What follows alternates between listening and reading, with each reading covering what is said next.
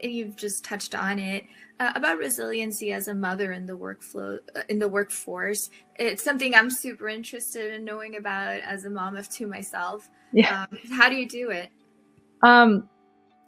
So one is accepting that I can't control everything, and I certainly can't control everything at the same time.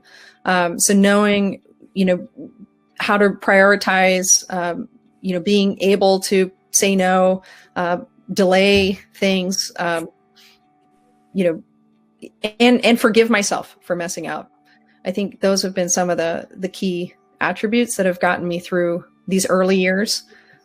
So my kids are, towards the end of elementary school, and it seems to be getting easier as they've gotten a little older and are a little more self-sufficient as well. Yeah, that's great. And I think it's like more emotional agility as well.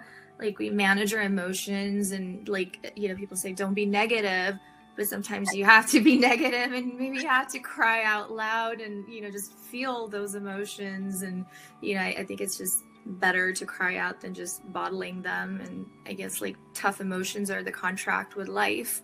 So yeah, thank you for going over that. I want to ask you, I'm going to add one more thing. I think the other piece is spreading it around. So when I'm, am going through a tough time, or I have a lot to talk about, trying not to talk about it all with like the same little group of people, trying to talk about it, talk about career stuff with the people in my life that are good with career things, talk about family stuff with my partner, talk about, these different topics with different people, so that I'm not overburdening them with, too much of that. And I think that might help reframe, because in my mind, I'm feeling good and I'm doing well, and like everything's fine. But if I were to share a lot of those anxieties with, especially one person, they might feel otherwise, or Yes.